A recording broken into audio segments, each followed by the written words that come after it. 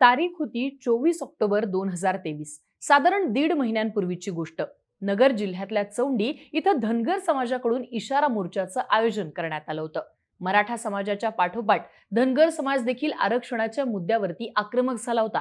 ST प्रवर्गातनं Dhangar समाजाची मागणी मान्य होत नसल्यानं सरकारला इशारा म्हणूनच या मेळाव्याचं मोठ्या प्रमाणात आयोजन करण्यात आलं होतं. अण्णा डांगे, राम शिंदे असे धनगर समाजाचे नेते यासाठी व्यासपीठावर उपस्थित होते. पण या दिवशी नेमकं काय झालं तर या मेळाव्याला मनोज जरांगे पाटील उपस्थित राहिले. या व्यासपीठावरून त्यांनी जी भूमिका मांडली त्यामुळे एक नवीन सत्ता समीकरण राज्यामध्ये तयार होण्याच्या दिशेनं पावलं टाकली जात होती. या दिवशी नेमकं काय झालं होतं हे समजून घेतलं तर परवा झालेल्या गोपीचंद पडळकर यांच्यावरच्या चप्पल फेकीचे राजकीय परिणाम जे आहेत ते आपल्याला समजून घेता येतील. तर 24 ऑक्टोबर 2023 ला चौंडी इथल्या भाषणातनं मनोज जरांगेंनी भाजपच्या माधव पॅटर्नला शह देण्यासाठी मराठा आणि धनगर अर्थात मध पॅटर्नची हवा तयार केलेली. मराठा हा मोठा भाऊ आणि धनगर हा लहान भाऊ असं काहीही नसून दोघेही एकाच रक्तामांसाचे असून धनगर समाजाच्या एसटी आरक्षणाची बाजू ही त्यांनी लावून धरली होती. घटनेमध्ये आरक्षणाची तरतूद असूनही माझ्या धनगर बांधवांना आरक्षण मिळत नसल्याची खंत व्यक्त करत मनोज जरांगे पाटलांनी मराठा आणि धनगर यांच्या एकीचा नारा दिलेला. महाराष्ट्राच्या राजकारणात माधवला शह देण्यासाठी माधव मधून ध वजा करत तो मराठ्यांसोबत जोडून घेण्याच्या दिशेनं जरांगे पाटलांनी कसलेल्या राजकारणाप्रमाणे हे पाऊल टाकलं होतं. आता हा मध पॅटर्न कसा हेरण्यात आला होता, तो तयार करण्याच्या दिशेने नेमक्या कशा हालचाली सुरू होत्या हे सुद्धा आपण सुरुवातीला समजून घेऊयात. तर शेटजी भटजींचा पक्ष म्हणून वसंतराव भागवतांच्या नेतृत्वात माधव पॅटर्न आखला गेला. माळी, धनगर आणि वंजारी अशा 3 जातींची समीकरणं आखून भाजपने महाराष्ट्रात एकत्रितपणे मंडल कमंडलचा प्रयोग अंमलात आणला. या प्रयोगामुळेच महाराष्ट्रात भाजपमधून वंजारी समाजाचे गोपीनाथ मुंडे हे सत्तेच्या केंद्रस्थानी आले. त्यातनं भाजपला ओबीसी वोट बँक तयार करणं सोपं गेलं. पण या सत्ता सूत्राचा जास्तीत जास्त फायदा हा माळी आणि वंजारी याच समाजांना झाला. अगदी ताजं उदाहरण घ्यायचं तर आजही महाराष्ट्राच्या कॅबिनेटमध्ये माळी समाजाचे छगन भुजबळ आणि वंजारी समाजाचे धनंजय मुंडे हे कॅबिनेट मंत्री पदावर आहेत.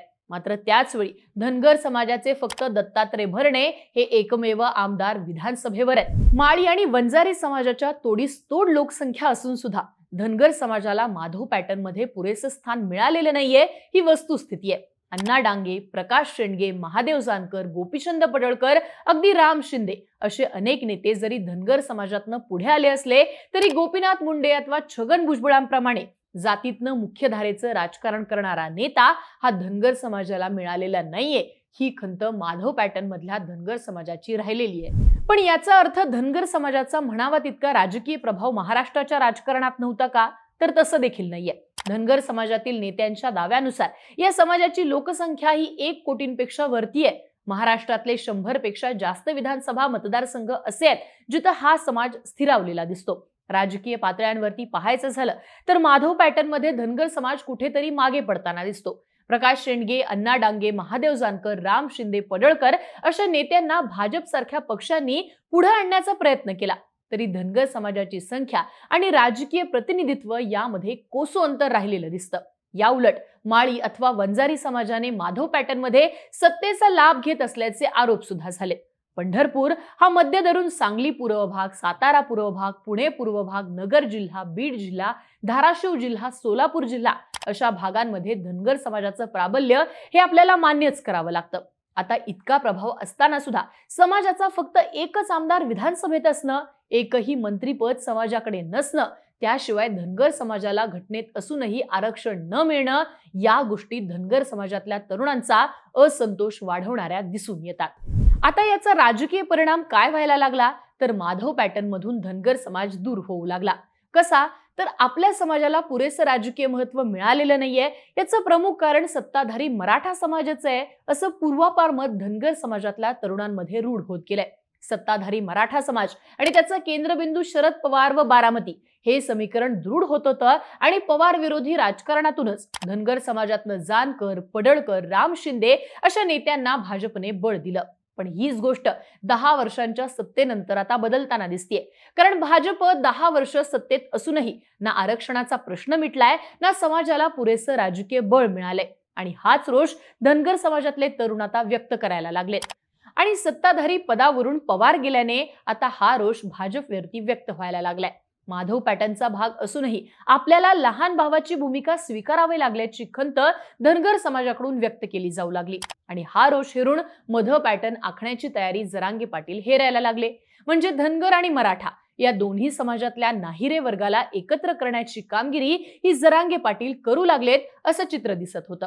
त्यासाठी जरांगे पाटलांनी भावबंदकी हेरली. शेती करतो तो कुणबी आणि पशुपालक तो धनगर हे साधं ऐतिहासिक समीकरण लावून जरांगे पाटलांनी धनगर समाजाला जोडून घेण्याच्या दिशेनं पावलं टाकायला सुरुवात केली. अनेक अभ्यासक देखील मराठा आणि धनगर हे एकच असल्याचं मत मांडत असतात. अगदी उदाहरणच द्यायचं तर बारामतीतल्या पंधरे गावात भाऊबंदकीच्या या प्रथा आजही टिकून आहेत. अर्थात हा धनगर मराठा कनेक्ट पुन्हा प्रस्थापित केल्यास बेरजेचं राजकारण होऊ शकतं. दुसरीकडे धनगर समाजाच्या मागणीला आदिवासी समाजाचा विरोध आहे. त्यामुळे सहजासहजी धनगर समाजाची मागणी देखील सरकारला मान्य करता येऊ शकत नाही. माधव पॅटर्न मधून ध काढून घेणं आणि तो मराठ्यांसोबत लावण्याची कामगिरी जरांगे पाटलांनी केली तर मात्र भाजप चांगलीच अडचणीत येताना दिसते आणि याच कॉम्बिनेशनच्या दिशेने हालचाली सुरू देखील करण्यात आल्या होत्या. आता यामुळे जरांगे पाटलांना कोणता फायदा होणार होता हे काही मुद्द्यांना धरून पाहूयात. मुद्दा क्रमांक 1, जरांगे पाटलांच्या आंदोलनाची व्याप्ती वाढवणं शक्य होतं. मराठ्यांना कुणबी प्रमाणपत्र देण्याच्या भूमिकेमुळे मराठ्यांच्या विरोधात ओबीसी आणि कुणबी समाज उभे राहिले. अशा वेळी ओबीसी समाजाचा एक भाग असलेल्या धनगर समाजाला जोडून घेतलं तर आंदोलनाची व्याप्ती वाढवण्याची कामगिरी ही जरांगे पाटलांकडून होताना दिसून येते. यातला मुद्दा क्रमांक 2, भाजपच्या पारंपरिक वोट बँकला सुरुंग लावता येणं शक्य होतं. सरकार अजूनही मराठा आंदोलनाला सिरियस घेत नाहीये. याचं कारण मराठा ही पारंपरिक वोट बँक काँग्रेस आणि पवारांची असल्याचं सार्वत्रिक मत आहे. मग अशा वेळी याचा सगळ्यात जास्त तोटा काँग्रेस आणि पवारांनाच होऊ शकतो असं बोललं जात आहे. शिवाय मराठा विरोधात जात असेल तर इतर समाज मदत करू शकतो हे सत्ता समीकरण तयार होऊ शकतं. मग अशा वेळी धनगर समाजाला जोडून जरांगे पाटील हे भाजपच्या पारंपरिक आणि हक्काच्या मतदानाला सुरुंग लावताना दिसून येत होतं. यातला मुद्दा क्रमांक 3, मधच्या फॉर्म्युल्यामुळे जरांगे पाटील मराठवाड्याच्या बाहेर हातपाय पसरू शकत होते.